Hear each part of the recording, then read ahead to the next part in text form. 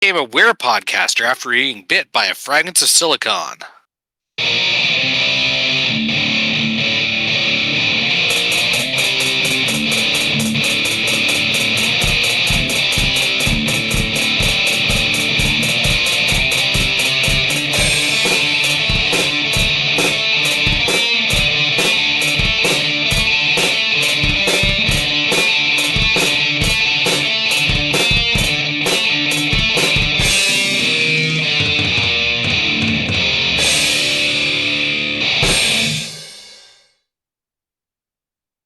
All right, welcome to another installment of Fragments of Silicon.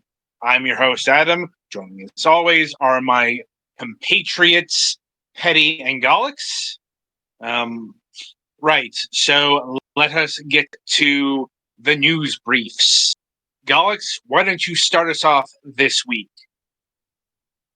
Well, we are on the precipice of August, and it's looking like that's going to be a big month because a few things going on. The guest that I have lined up for Moonhawk Studios is going to be in August. I may be going up to a friend's lakeside thing for a cabin for like a day or something. My parents are going away. I need to get my car maintenanced, and then my sister's baby is due beginning of September, which could mean anything from second half of August until like end of September. So it'll be interesting, but I think I'll be able to keep myself functional. Video game wise, I've been playing Splatoon 3 when I can. I've also been messing around with the unofficial Digimon card game simulator, mostly just trying out different decks that I probably can't afford to make against bots, but maybe sometime I'll be able to play against Petty and Ogre or something. Yeah. But yeah, that's about what I'm at, I think.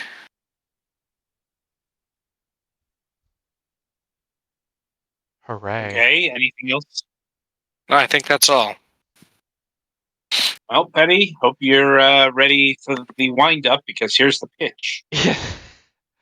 So, currently right now, my mom and sister are in Texas for my niece's 13th birthday. And honestly, I still think it's a dumb idea. They took a trip from Missouri to Texas when mom still doesn't have a job. But what do I know? So yeah, I've been kind of home alone-ish, like dad's still here, but he works a 9 to 5 now, and his work's like over an hour and a half away.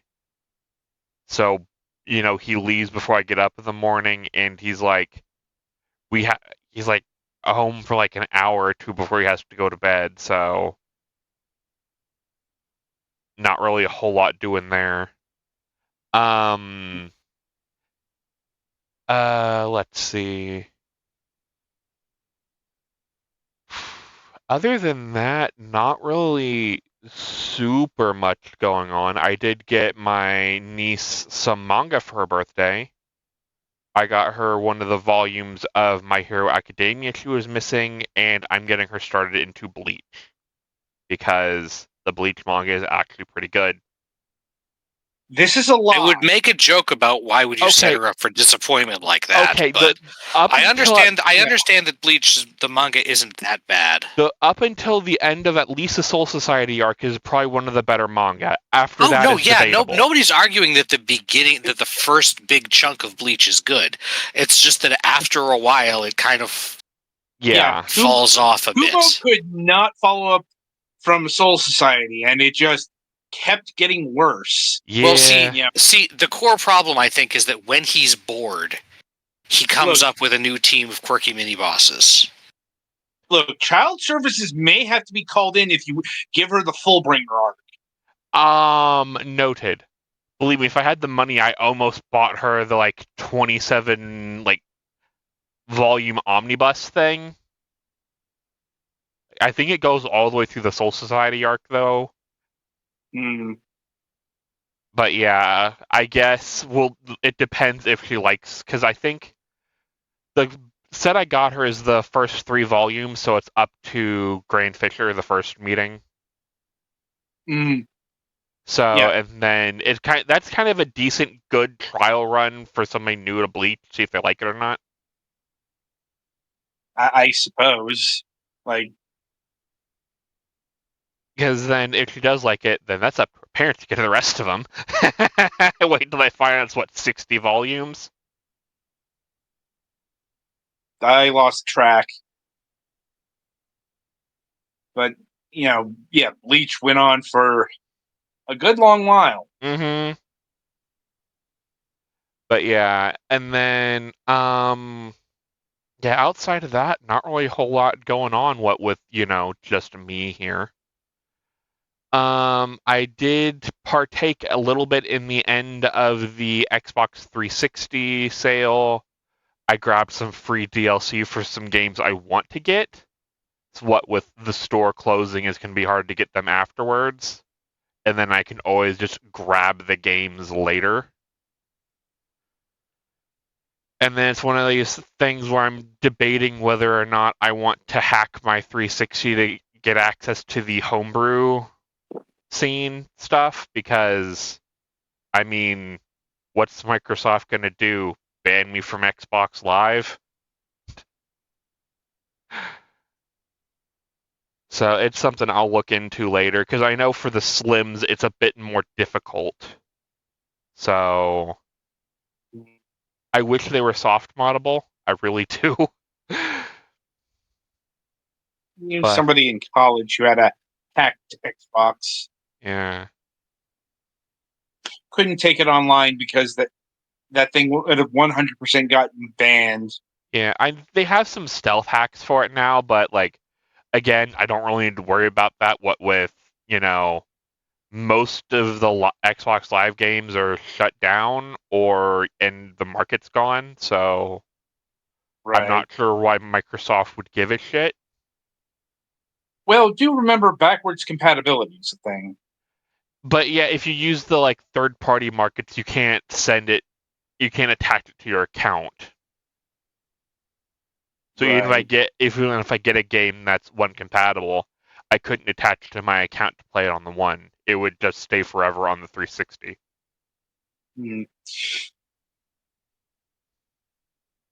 Anyway. And yeah. I think that's it on my news. All right. I guess it's my go. Let's see. Well, the I suppose big news this week is another thing broke down, and that is the dryer. Right. You sure you're not Mac? Get out of my head, Gullix. No. Like, bad things happen to the people around me, not me. Because it's like, it's the super's job to service the washing machine. So, that's getting looked at, to determine exactly what's going on with it.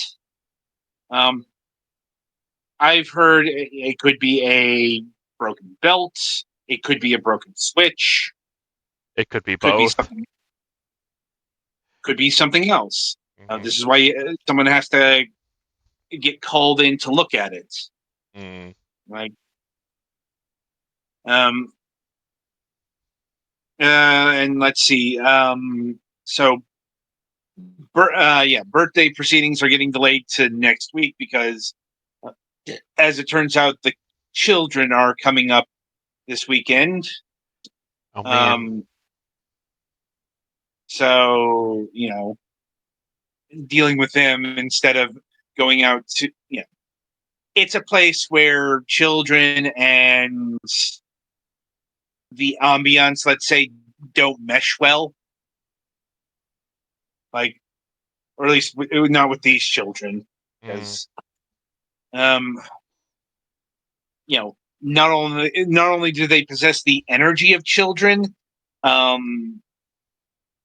they possess the energy of special needs children. Ah, I've been there. Mm-hmm. I think we all have been there. So it was decided to be better to do that next week. So, which is fine and well enough. I'm turning XDX years old, so one number from another doesn't mean as much as it once did. Born in 19XX, right? Exactly.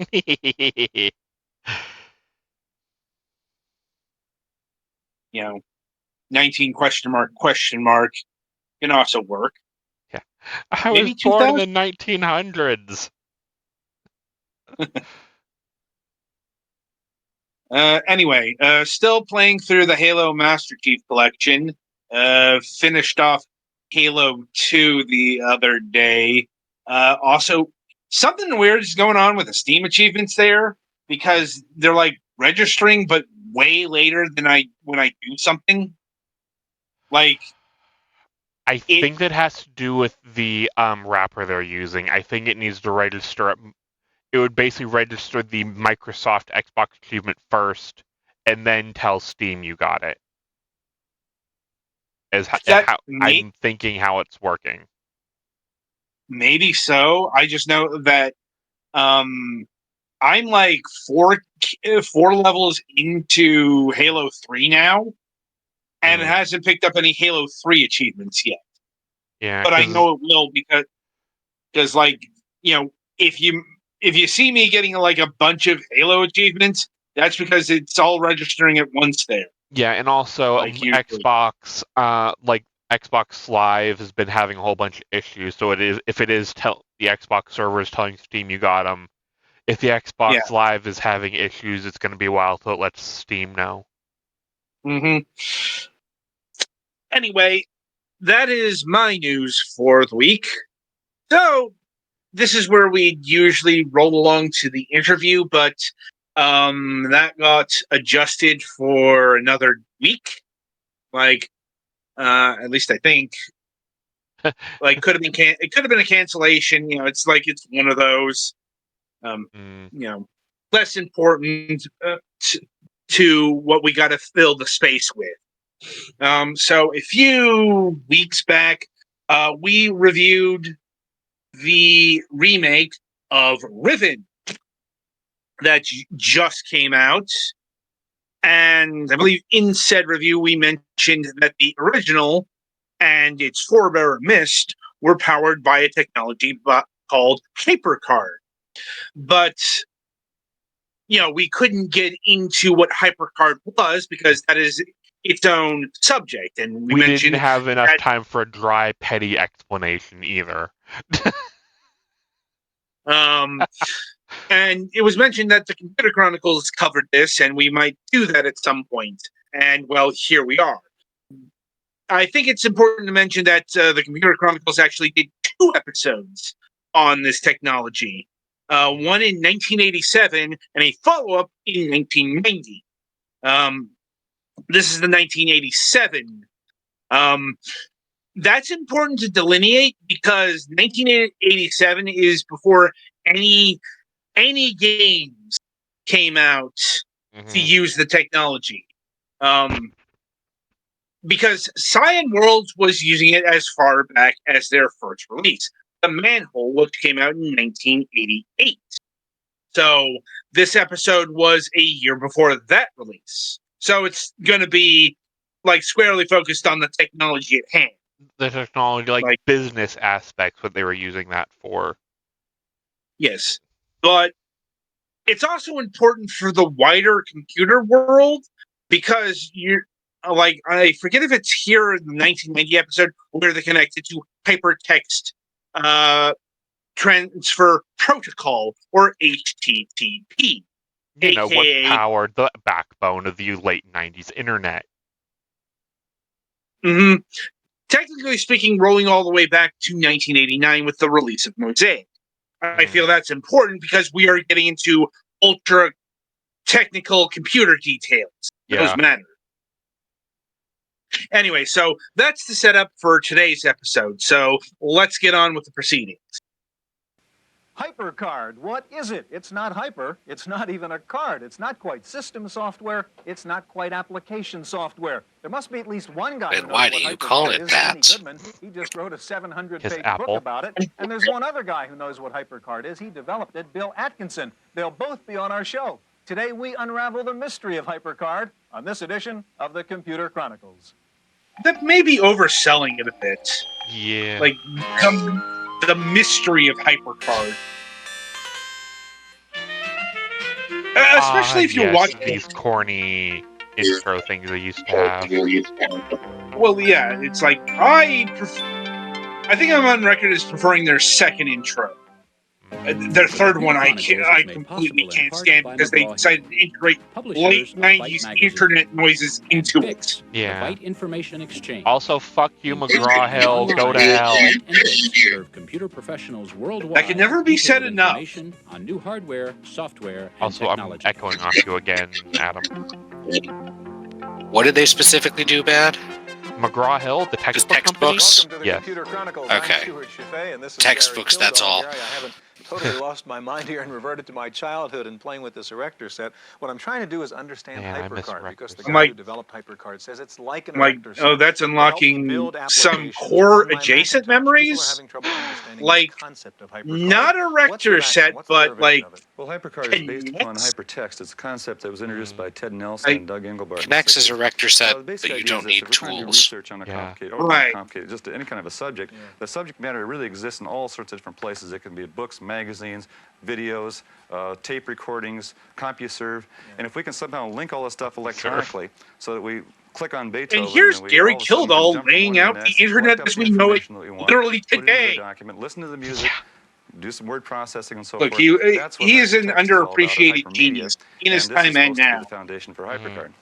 Well, we're going to find out about HyperCard today. We're going to meet the two guys who developed it at Apple, Bill Atkinson and Dan Winkler, and we're going to see several applications already being developed using HyperCard.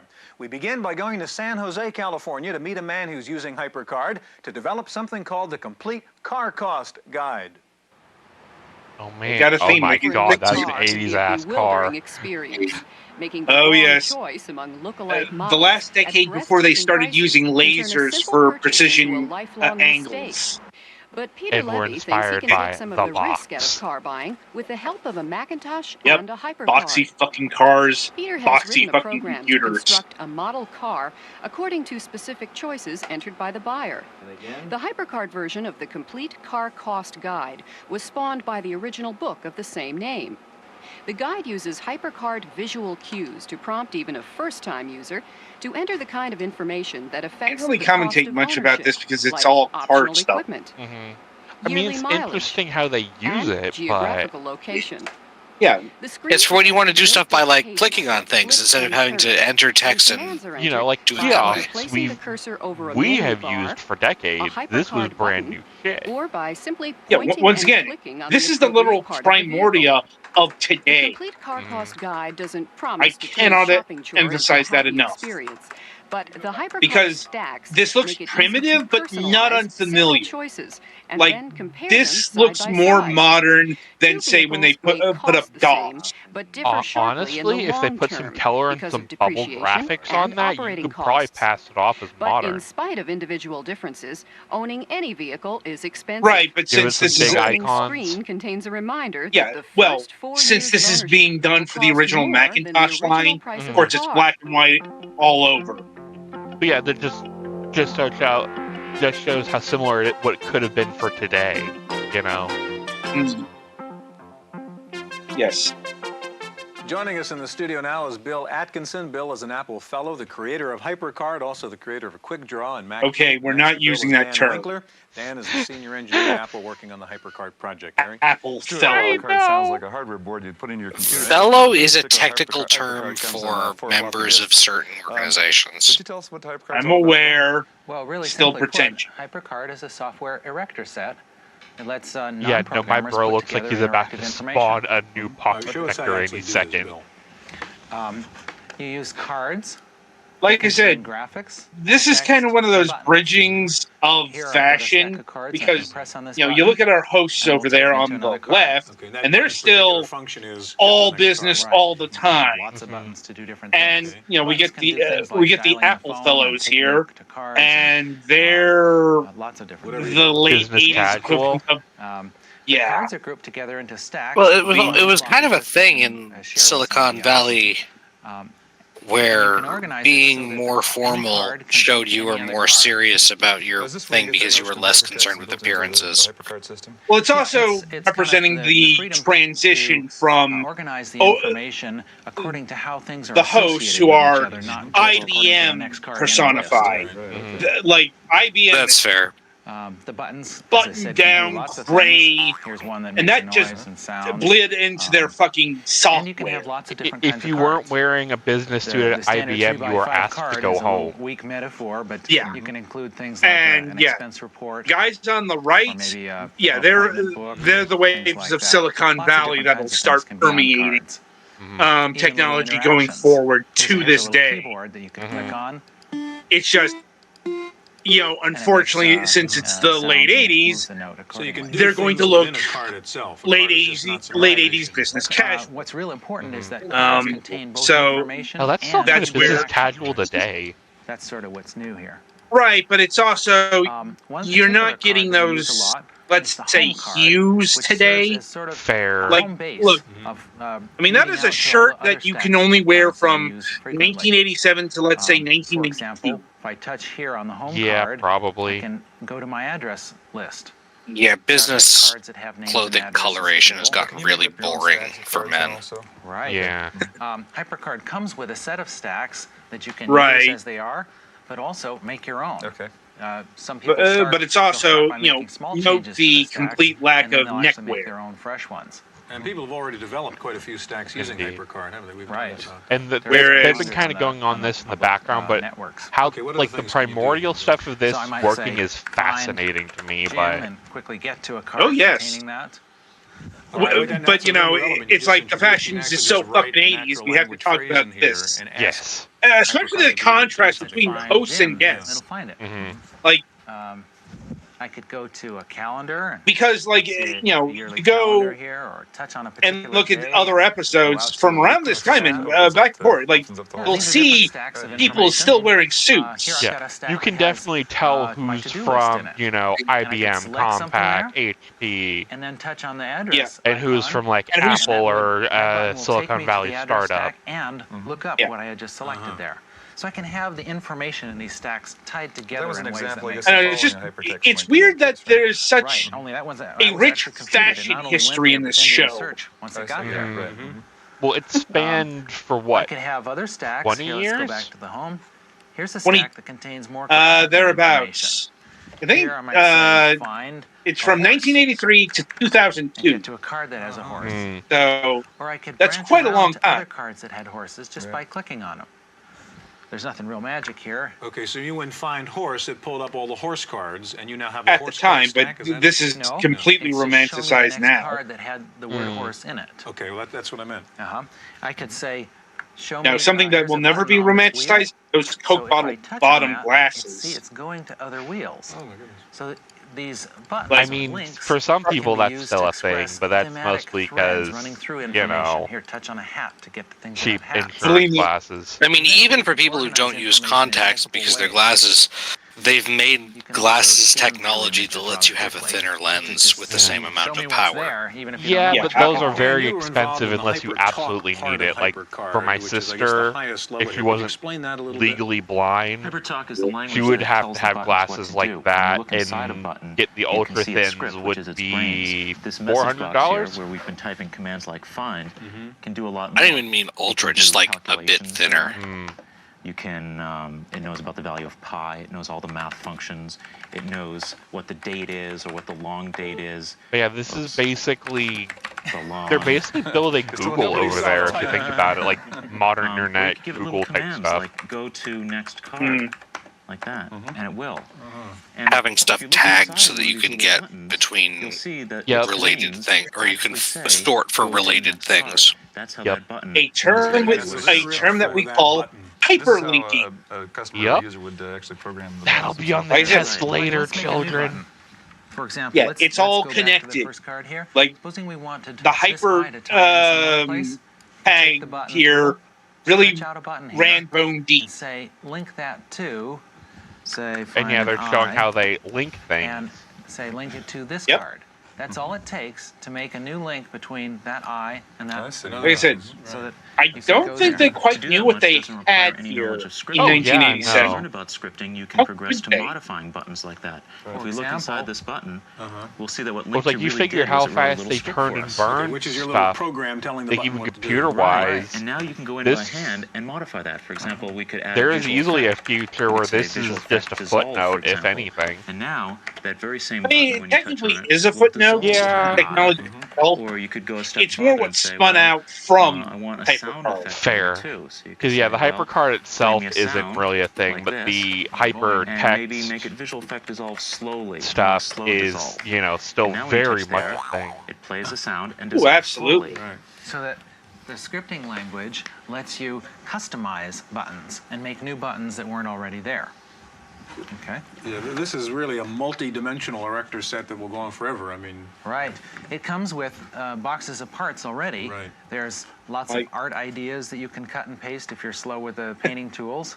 You can copy and paste any of these Clip things. art! It comes complete with libraries of buttons and stacks. For example, if you were going to make a new stack, you might go through a list of templates here and say, yeah, I like that one. A new stack, say, we're going to make a stack for incoming messages. We choose new stack from the file menu. We name it messages. That's all it takes to make a new Okay, stack. this We've is got our own bringing back stack. some, Now we can type some into it. like elementary school memories. I think my elementary school had a HyperCard Call like Ted Kaler. library, His number was 3, you know, 5, 6, index 1, 2, 3, thing 4, on something one of the like that. computers that had these graphics in Okay, it. this really looks great. We're gonna have to move along. We're gonna be back in Be just a minute with surprising. another guy who probably knows more about HyperCard than anybody except for these two guys, and that's Danny Goodman. So stay with us. I mean, I guess.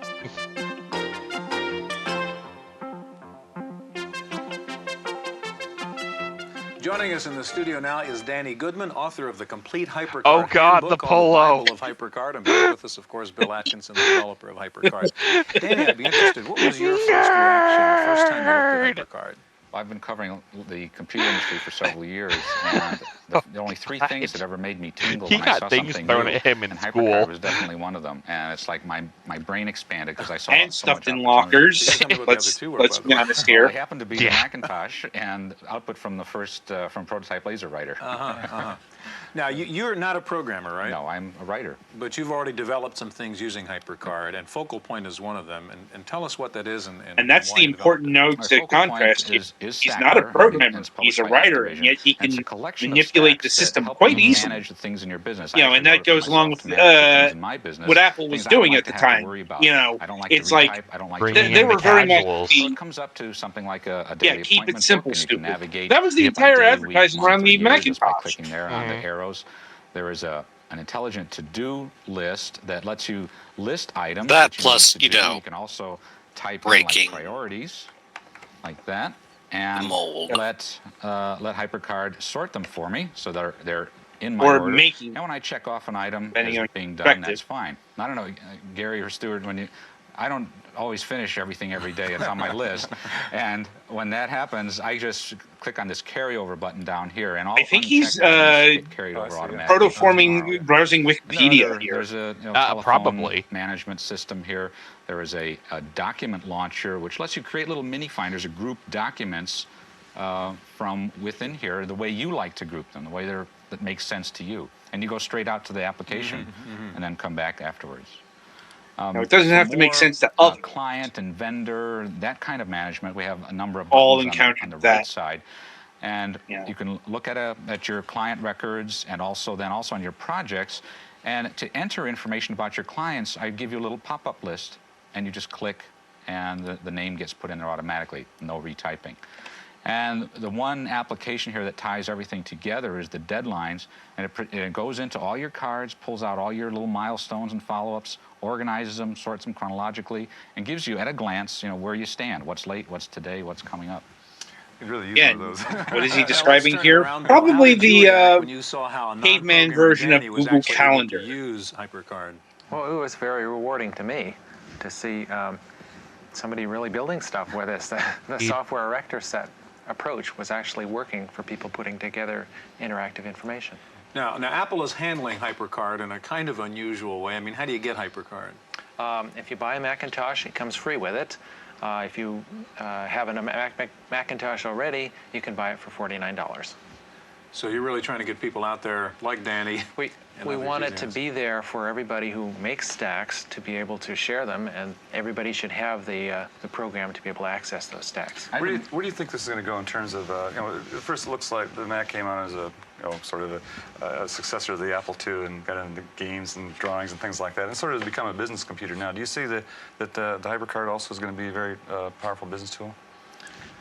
What sort of applications do you see? I think what it's going to do is to open up the software architecture of the Mac and let the nature of information on a computer go from text and graphics to text and graphics and interaction.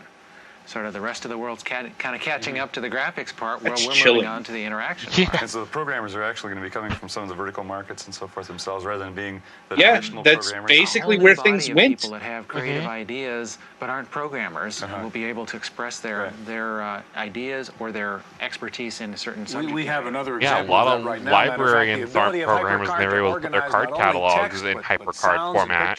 Led to one company taking its mail order catalog and turning that into stackware. Wendy Woods has a report from Sausalito. Stackware. The Whole Earth catalog has been published here in not everything here caught on. 1969. Aware. It's basically a listing of useful and hard-to-find products, and some 2.5 million copies of this catalog have been sold worldwide. But for the first time, people here are opting for a new publishing method. They're putting the entire catalog on Apple's HyperCard software. HyperCard, in fact, solved a problem with which back when such things were locating, mind-blowing. tracking, even expanding upon information in the catalog, to be fair, fast and more efficient. Was a good chunk of software that we'd ever time in terms of I still remember when Broiler and Encarta were, if nothing else, presented in such capacity. Because it dealt with graphics. That's a bit after this. Able to meet those requirements for one thing. The second was it was I easy need to build. see if None I of can us are find hackers. my Encarta discs. We aren't programmers, and this was something that we could be a do fun show. without having to learn a new if I can get them to work on Text Windows and 11. Pictures were captured with an optical scanner Possibly. or a video camera. Oh man, outdated HyperCard encyclopedia. also allowed sound effects to be added. Well, this is like And one of to the hear them, 90s all you do versions, is so we click will the be mouse in for a button. show. This I is will I can't considered joke the too. I largest can't joke too HyperCard much. project ever I grew up with a Its output and hard copy This encyclopedia from like the This 70s. project is expected Look, to reach final I form remember as a the CD-ROM or Encarta optical working disc. about like In this. Sausalito, California, A for the bit Computer more Chronicles, sophisticated, I'm but Wendy not Woods. too far off track here. Yeah, they literally just had Keller instead of this. I would not be shocked Well, not if I just looked color, through. but they were capable of doing some video as well. Like I would not be remember. shocked if I looked through it and found credits for HyperCard in there, honestly. And they're working with HyperCard and the Laserdisc, Gary. Yeah, Stuart, as we were talking about earlier, the HyperCard concept Oh, really boy. is based on hypertext and hypermedia, involves text, graphics, sound, video, and so forth. And Robert's got a product here that he's working with and involves a full-size video disc. As most of the viewers know, this is a rather old technology. Is that a laser disc? It's about 30 minutes of rolling It video, is. 54,000 still frames. Robert, can you tell us how you've used this? Sure. We've taken the National Gallery of Art video disc, which has on it photographs of the entire standing collection of the National Gallery of Art, everything that's on display there. And we've tried to make it possible for the user to look at these pictures in different ways. For example, you can press on chronological, and you'll get an index that lets you press on 16th, for example, and see all the works from the 16th century. Or I can go in by nationality, in which case Speaking I can of press on Encarta, show me all the yeah. Russian works, or French works, or Belgian works. This is the fucking Or I forerunner. can go in by Oh, style very or much so. period, in which case, let's say Cubism gives me a definition of the Cubist style, and then these are representative works that I can click on and go to see them. Or I also have a complete artist index. Once again, And I can press on I this. feel like I'm browsing Wikipedia You can here. essentially create your own exhibits or rooms in the museum. Just in Exactly. a Here I can more press on limited Monet. fashion. It will take me to the gallery, and it will find the first Monet chronologically in the gallery for me.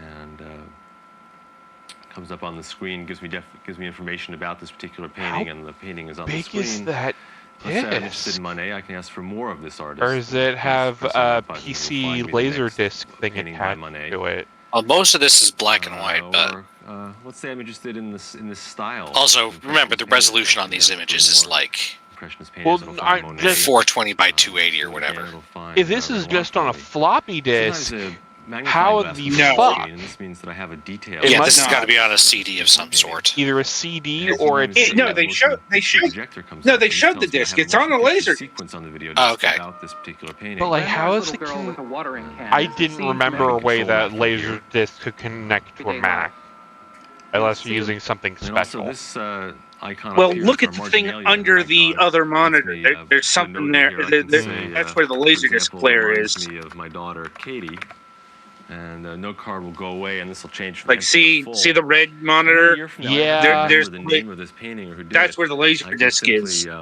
just ask it to find Katie. And this is stuff that's and been the laser encoded will into go the and find laser that painting disc, if for I'm me. So I understanding can that really correctly. personalize a very Or just- large-scale database. It might be in the This is our hypertext serendipity button in the that takes me HyperCard randomly thing, where it's somewhere in just the sending gallery, the don't know control codes where. to the laserdisc The search player here to is very find powerful. We have keywords that for everything specific in here. chapter. So, for example, I can I ask put for all chapter in specialist air quotes because I know landscapes with laserdisc didn't boats. technically have chapters. And the system will find it for me, and I can just press again. It'll find another one, and then another. And let's suppose I find this to be an interesting subject, and I wonder how that was treated during a different Oh period. god, they're not So lined I'll up, and change that's the word aggravating the impressionist fuck out to of the word me. romantic.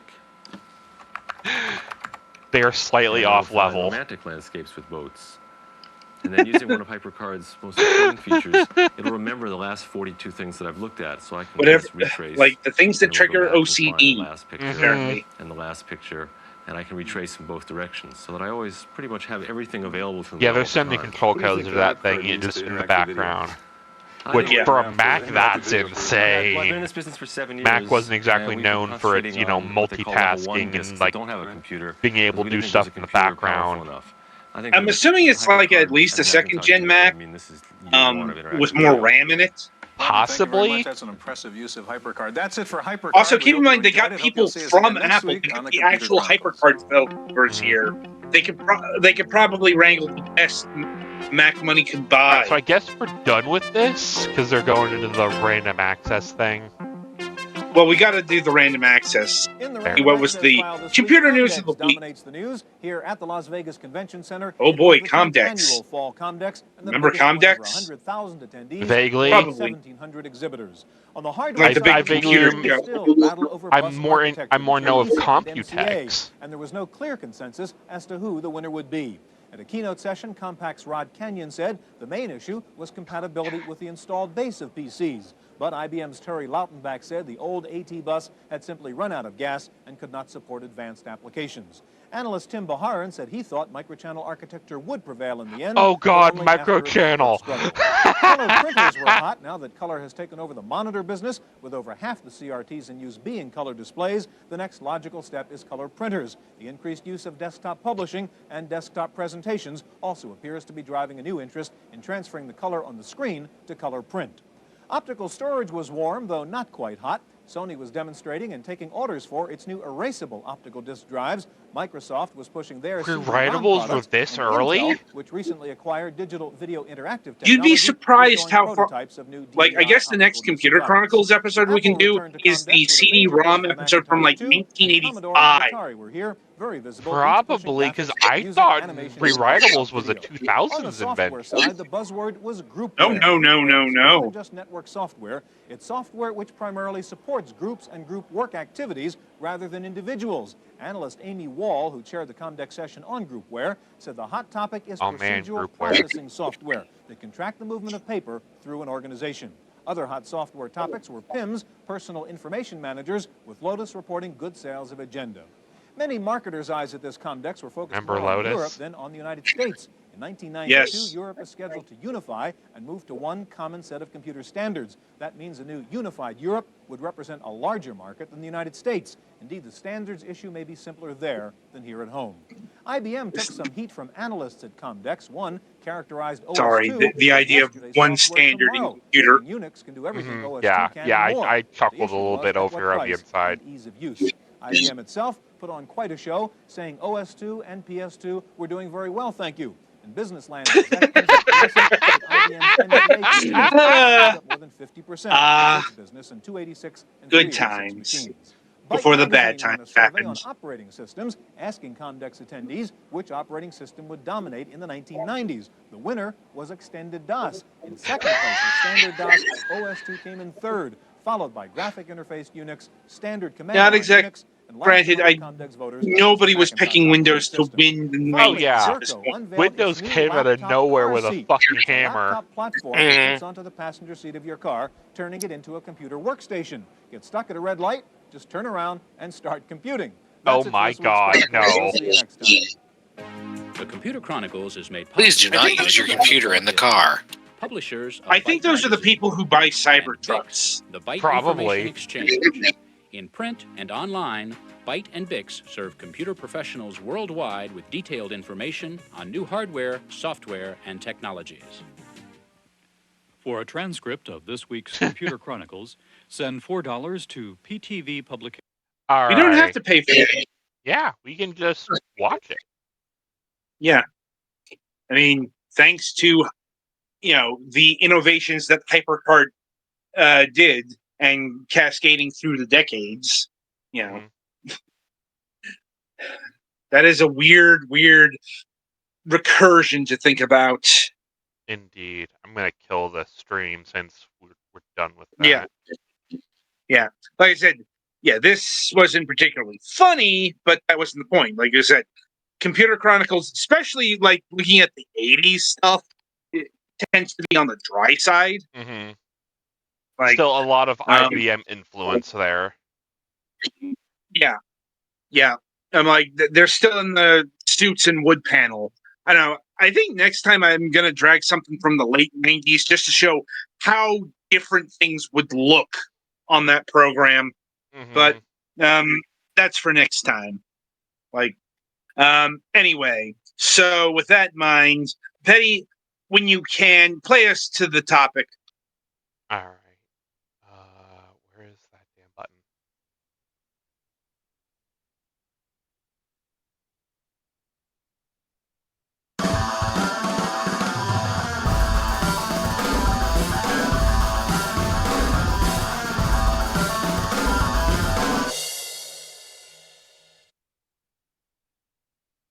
All right, so what to the topic of discussion. So this week we bid farewell to the Xbox 360 marketplace.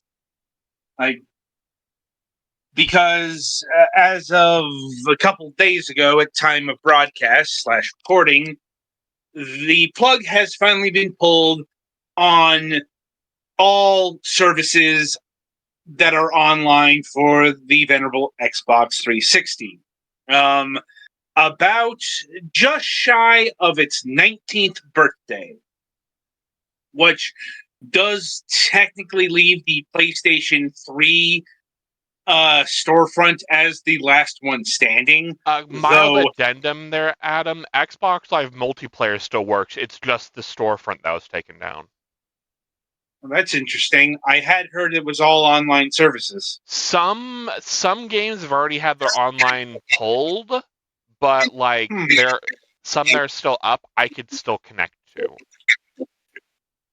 Okay, that's probably the delineation there. Yes. It's the marketplace that died, not all of Xbox Live. Well, rather, it could also be like individual publishers' servers. Like, same thing happened when WiiWare went down. Like, even when WiiWare went down, like, Activision servers for, like, GoldenEye didn't go down because they were the ones, you know, instead of Nintendo's slash GameSpy or, you know, their infrastructure. Right. Point is, the PlayStation 3 store is technically the last one standing, but good luck getting that to work these days. Because it's rough times over there. To the point where the PlayStation 3 store is probably going to be put out of its misery just due to a sheer lack of maintenance. Right. And I think the Xbox 360 was about the same place, I want to say. I honestly don't know because the 360 store worked slightly better, but only because it still is used for the Xbox One stuff.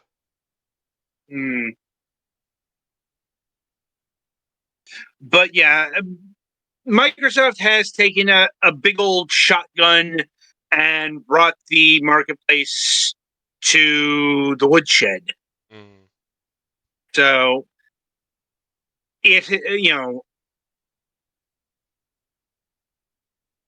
chief among the dead is the Xbox Live Arcade.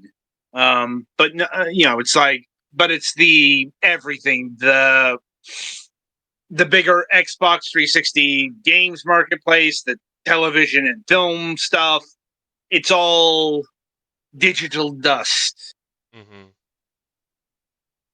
You know, and you're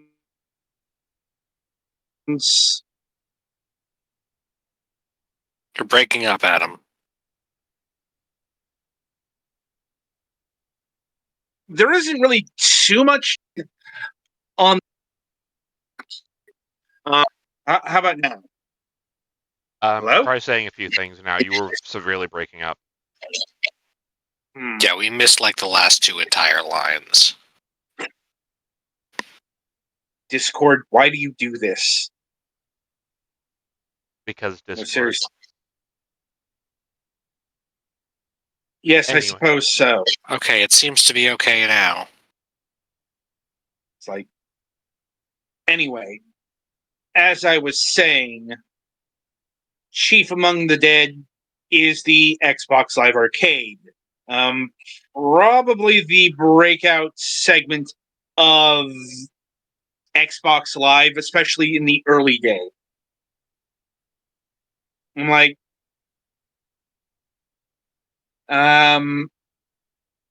trying to find the right verbiage here. I'm like,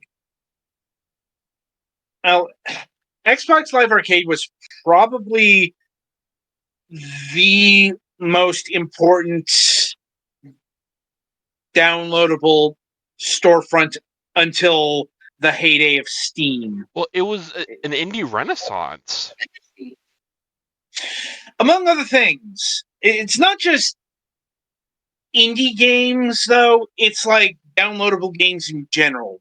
This is the this is the specific storefront that really jettisoned that into being a thing.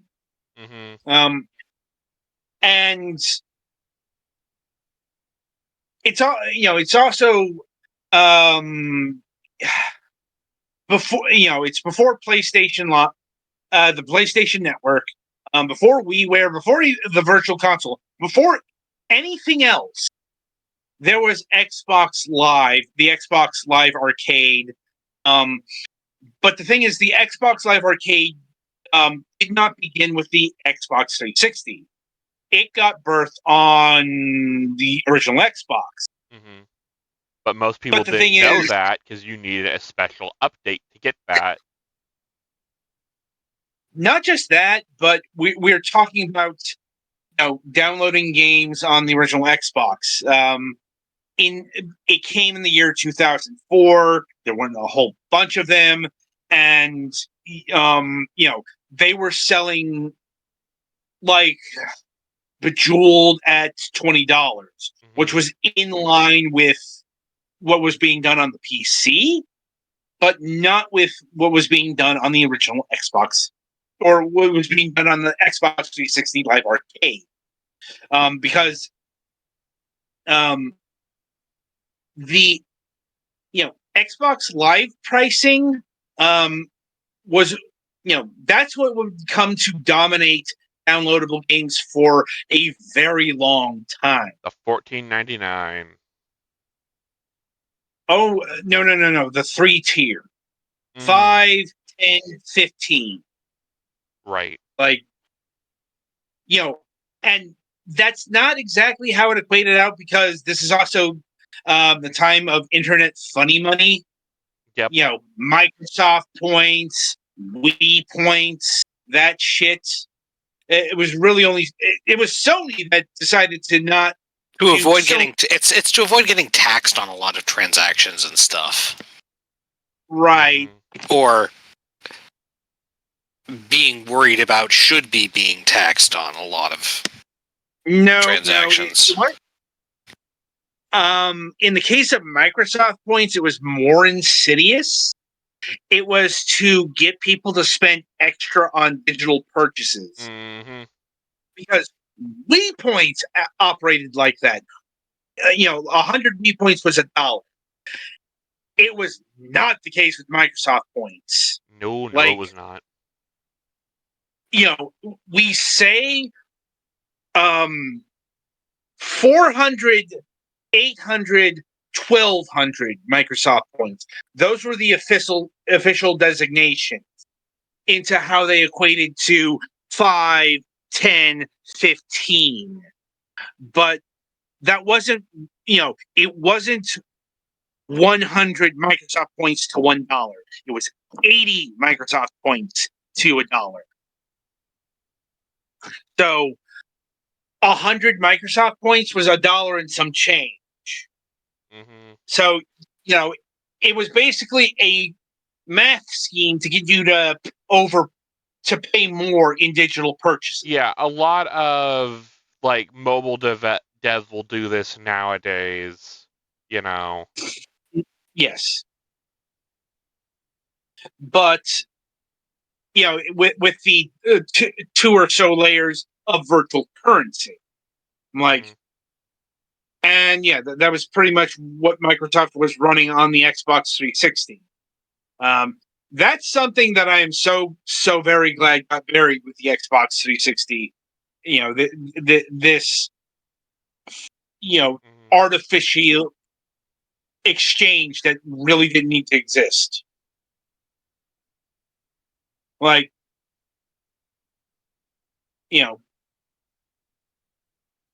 That being said, the Xbox Live Arcade, as we talked about while formulating this on Sunday, was supposed to be the domain of very small games. And that was reflected in the arcade nomenclature that got less and less relevant over time. I'm like, put it to you this way. The Xbox Live Arcade began with the likes of Smash TV and Street Fighter 2 and ended with the likes of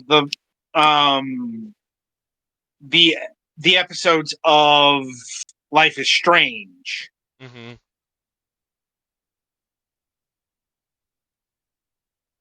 Which is, and we had many such games which would not be classified as arcade games. Mm-hmm. Granted, even in the early days, the arcade designation was flexible because we also got a lot of ports of ultra casual affair, whether it be PC stuff like Luxor 2 or Feeding Frenzy 2, stuff from the ultra casual publishers of the day, Mumbo Jumbo, PopCap, what have you, to like Microsoft themselves building their very own version of Uno for the Xbox Live Arcade, or bringing over some of their own Microsoft casual stuff like Hexen. Mm-hmm. They still considered ultra casual stuff to be in the designation of arcade. But, that started melting away when we got Bionic Commando Rearmed, Castle Crashers, Braid, Marvel vs. Capcom 2, Teenage Mutant Ninja Turtle, well, maybe not that one, Shadow Complex, Hydro Thunder Hurricane, Castlevania Symphony of the Night, and Lara Croft and the Guardian of Light, and on it goes. Oh yeah, that was a big one. Mm-hmm.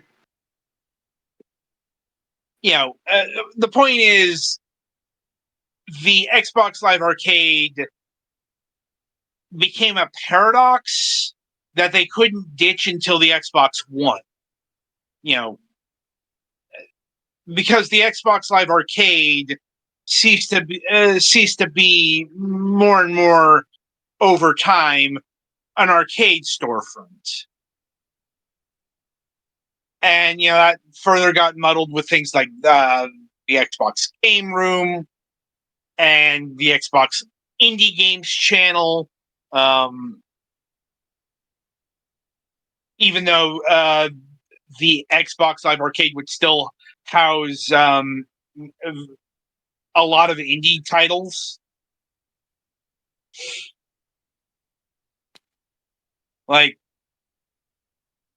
But on the but it is also worth noting that eventually, like I think about 2009, 2010,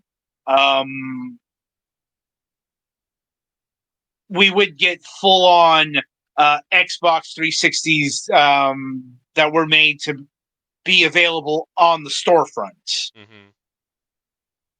Mm-hmm. Stuff like the Resident Evil game come to mind. Like Resident Evil 5, Resident Evil 4. Yeah, they were day and date with their street release.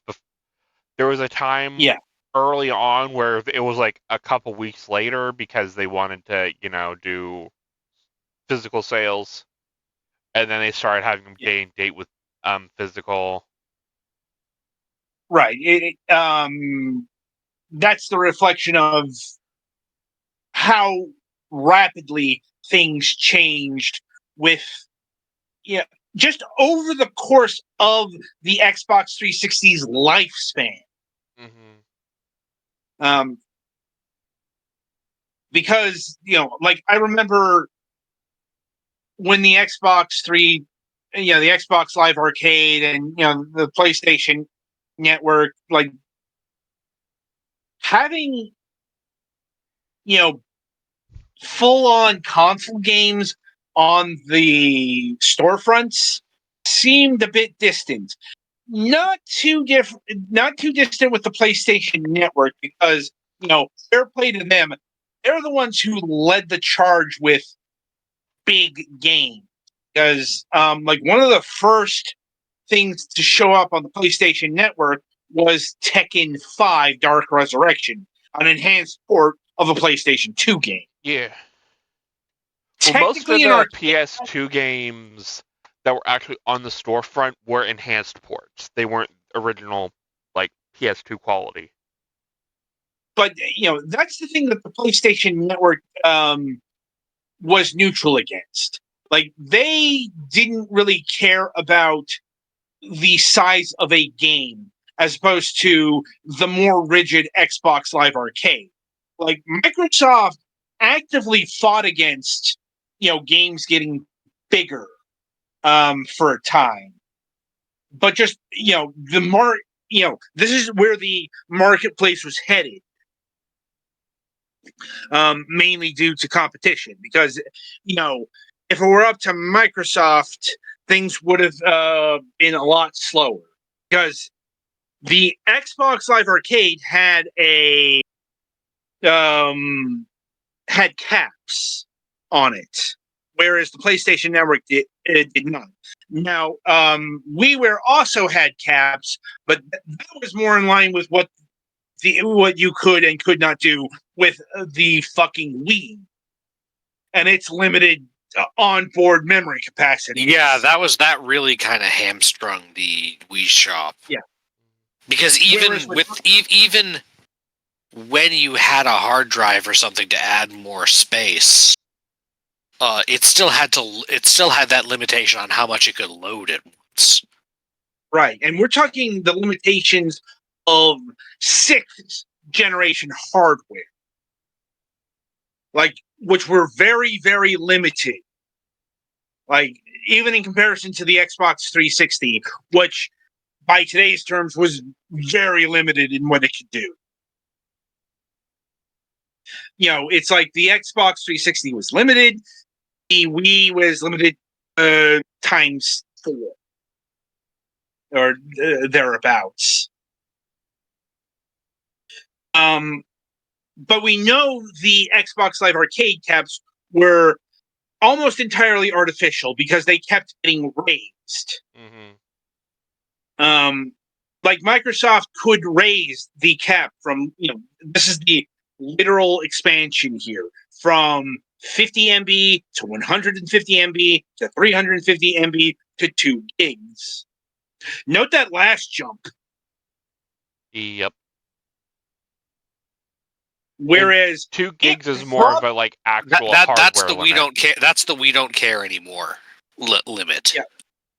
Well, it's 2 gigs was apparently the actual infrastructure limits of the Xbox 360's Live Arcade. Yeah, because that with the amount of RAM it had, there's only so much data it can hold. So once you start getting into over 2 gigs, you start coming into very big problems that you don't have enough memory to deal with that. Yeah, whereas with the WiiWare, and all of its onboard capabilities, the hard limit was 40 MB and was always 40 MB. This is why buying, say, not Sam & Max, the Monkey Island games on WiiWare was a dicey prospect because of just how fucking compressed everything got. Oh god, yes. But yeah. The Xbox Live Arcade, made so many legends. Hell, over the course there are several people who've been on our show who got their start on Xbox Live Arcade. Or Xbox Live Indie, even. Yeah. I'm like, and probably next week we'll be talking about one of the superstars, Braid. In fact, Braid is a very we'll probably continue this discussion with Braid because I don't even think I have Braid. I'm like, well, if you're going to buy it, you're going to buy it because I am not giving money to that motherfucker. Oh yeah, that is very fair. It's just, why I want to highlight Braid is because it was the first indie darling. One of them, It depends on how you want to see PopCap. Fair. Yeah, because at this time, PopCap was still very independent. Yeah, it's just they represented the indie casual market. Whereas Braid, it's one of the first titles to really launch the hardcore indie, games as art subset. We'll get into that next week. But Braid also highlights a good then and now situation because Jonathan Blowhard has announced that the Braid Anniversary Edition sold like shit. And I want to get into why that is next week. Yeah, I don't have Braid. I'm like,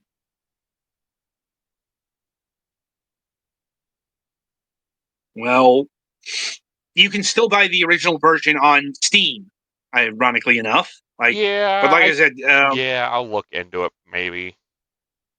Yeah, because Braid was the beneficiary of a marketing and curation system that, in retrospect, God, I'm trying to find the words here because it's not just, in this case, it's not just Jonathan Blow, but especially Team Meat. Also, Phil Fish. The subjects of Indie Game the movie come to mind. Because but I remember Jonathan Blow and Team Meat just absolutely railing Microsoft for their perceived failures in marketing their indie type.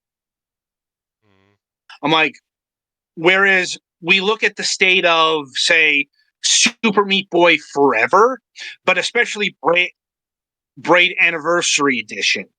I'm like, how many people even knew this thing came out 2 months ago? I heard it was coming. I didn't know it came out 2 months ago. That's exactly my point. I'm like, I barely knew it came out. And that's because I think I got a notification because I own the original Braid on Steam. A discount notification or something like that about it. I'm like, that's my point. Microsoft, Braid was part of the Xbox Live Arcade Summer of Arcade. It was part of a fucking promotion. Like one of the first highlighting ones? The first one. Yeah. I'm like, it was part of a gaggle of games, indie or otherwise, because contained in that initial batch, you had Bionic Commando Rearm, which was a Capcom game. And Capcom, even when they're pushing downloadable titles, is not a small publisher. God, no. And we had other such and this was back when you could respect Capcom as a company. Capcom is kind of the other way around. Oh God, you couldn't have fucked that up worse if you tried. Fair. This is like the peak of Capcom trying to appeal to the West by getting mediocre Western developers to handle all their games. Right. Oh, I'm probably thinking of Konami. Maybe. But Konami was kind of doing that too, and Square Enix. It was art times, if I'm being honest. This is the period where Silent Hill is being powered by random Western developers, and Square Enix is handing Front Mission Evolve to fucking Double Helix. Like I said, a lot of dark times here. If I'm being honest, because this is the time of DMC by Ninja Theory. I'm like, but we're getting off track here. I'm like, point is, Braid is being made, is being highlighted in equal terms with like big releases from Ubisoft, Capcom, Konami, EA, what have you.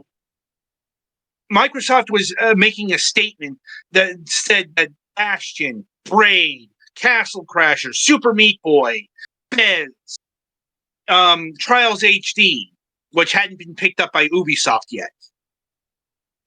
Point is, these titles are just as important as these titles from big-time developers, publishers, what have you. And that is just not a thing that happens today. Oh God, no. Like even with the showcases, we get things like indie showcases, or we get Nintendo Directs or what have you, where we get indie titles interspersed with the big boys. But let's be honest here, they are very seldomly highlighted in as high regard or on as equal terms. It's unfortunate, it's aggravating, but it is where we are today. And that's why we have Braid Anniversary Edition. Well, part of the reason why we have Braid Anniversary Edition selling like shit compared to 2008, where it's a breakout title. It's doing numbers that like a lot of indie games would kill for then and now. Indie games before Xbox Live Arcade it was your test demo you made to send to the publisher to try and get a job somewhere. It wasn't, something you would sell to the public. Yeah. Anyway, we'll talk more about this next week, provided something doesn't come and interrupt our Braid discussion. Anyway, because that has happened before. We plan a topic, and something wipes that completely away. So, anyway, with that in mind, that'll about do it for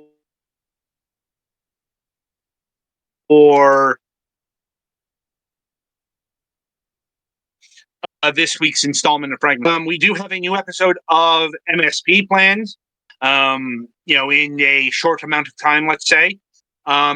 No Friday show because, as mentioned, Friday is the actual day of my birthday, and I decided I wasn't going to work that day. So no Friday show.